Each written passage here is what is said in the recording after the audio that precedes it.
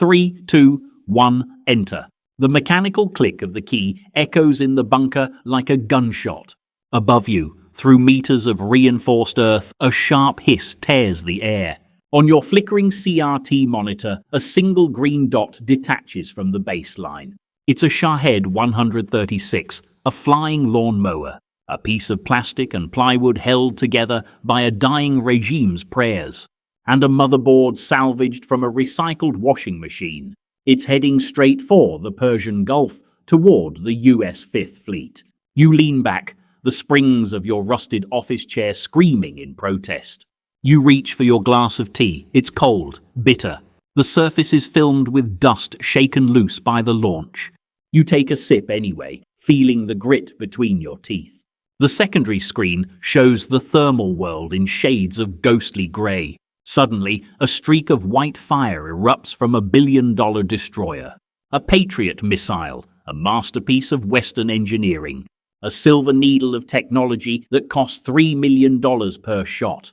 It climbs, it arcs, it screams with the fury of 1,000 gods. Then a silent flash of white light, the green dot vanishes. You don't flinch, you don't mourn, you smile, a jagged, ugly thing. $3 million evaporated to destroy $20,000 of scrap metal.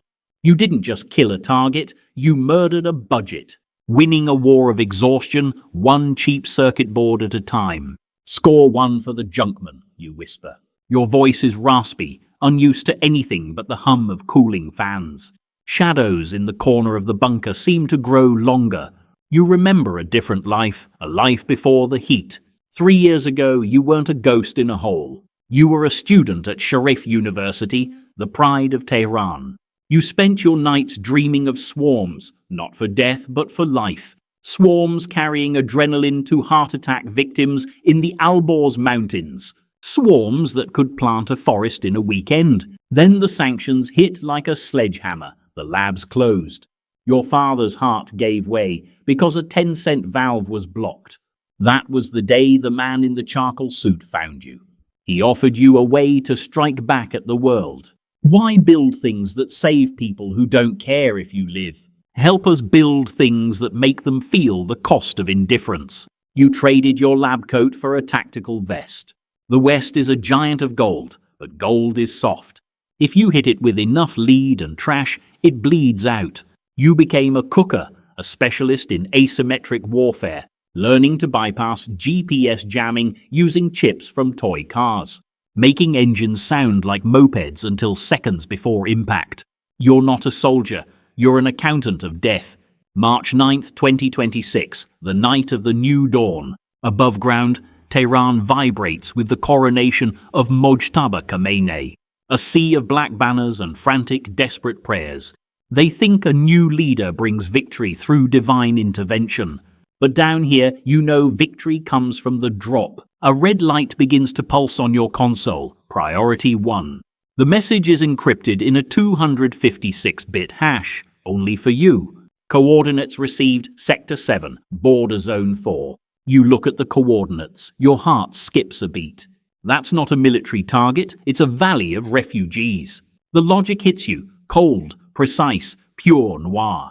The Americans have a radar battery on the ridge above. They hesitate to fire because of the camps below. Send 50 drones over the tents, and they must choose. Fire and kill the innocent, or let the drones pass. Either way, they lose. Either way, you get their signature. They're just numbers, you tell yourself, the same mantra for 3 years.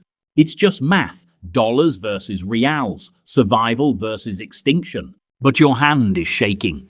The slippery slope is now a vertical drop. You think about your sister. She's a nurse, somewhere near that border. Is she looking at the stars, praying for a night without lawnmowers? The man in the suit is behind you, smell of smuggled French cologne.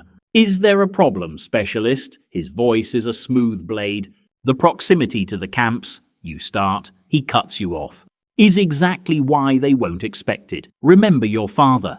They didn't care about their sanctions. Why care about their collateral? You realize the bunker isn't protection. It's a cage of your talent.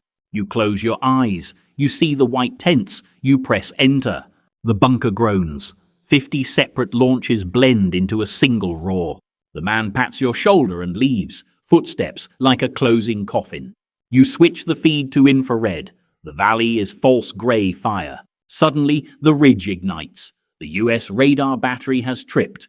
The screen becomes a chaotic dance of white fire trails. They fired.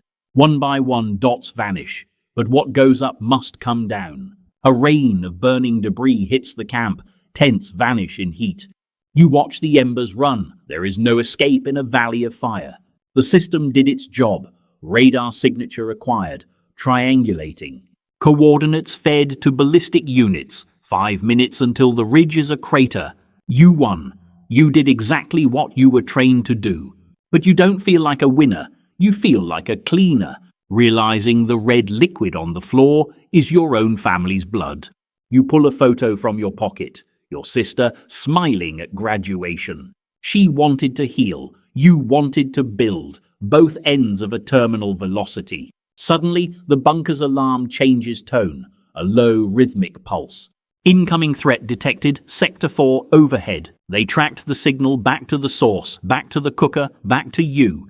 You have an exit strategy. A narrow tunnel behind the racks. But your legs won't move. You look at the glass of cold tea. The golden cage has no door. It only has a trapdoor. You open a blank text file. A message to whoever finds this hole. Hell is a staircase you build for yourself. One circuit board at a time. A distant whistle begins to grow. The clean scream of a guided munition. A suit in a cockpit somewhere just pressed enter. In this world, there are no good men. Just expensive killers and cheap ones. And today, I'm the cheapest thing in this room. The screen turns white. Then there is only the silence of the drop.